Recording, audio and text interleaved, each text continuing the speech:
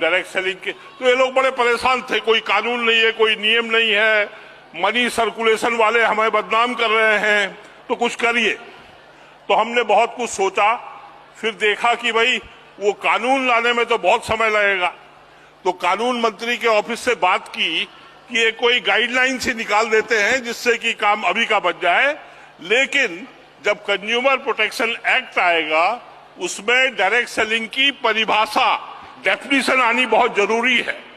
और आपने देखा होगा 2016 में गाइडलाइन आई, 2019 में कंज्यूमर प्रोटेक्शन एक्ट आया।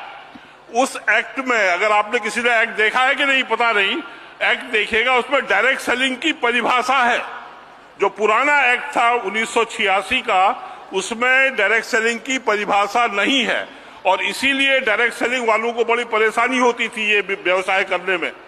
तो 2019 के कंज्यूमर प्रोटेक्शन एक्ट में डायरेक्ट सेलिंग की परिभाषा है, जिससे डायरेक्ट सेलिंग हमारे देश में बहुत मजबूत हुई है।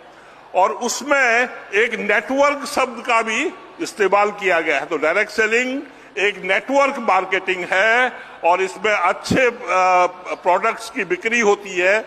ये जो है 2021 में डायरेक्ट सेलिंग के रूल्स भी आ गए और आने के बाद आपकी जिम्मेवारी बहुत बढ़ गई है।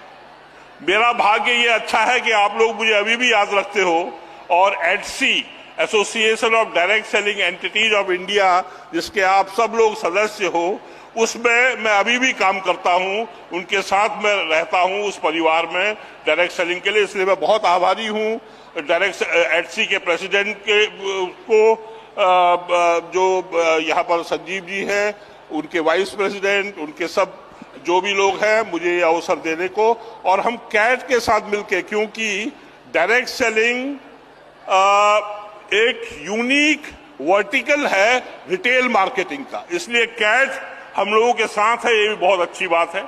आज आप सबको बधाई, धन्यवाद, शुभकामनाएं महिला दिवस की। एक सशक्त नारी और डायरेक्ट सेलिंग का एक सिम्बायोसिस, आप जानते हो, सिम्बायोटिक रिश्ता है। तो ये रिश्ते को बनाए रखिए। और ये 3 साल लगातार एडसी ने जो ये प्रोग्राम रखा है, हम चाहते हैं कि ये हर साल हो और होगा आप लोगों के सहयोग से। और मैं करीब 2016 साल से मैं बोल रहा हूं कि जो डायरेक्ट सेलिंग इंडस्ट्री आज 25,000 करोड़ से 30,000 करोड़ के बीच में है, 2016 में ही मैंने बोला था कि 1 लाख करोड़ में पहुंचे, $10 बिलियन। तो आप लोग अगर साथ हैं, महिलाएं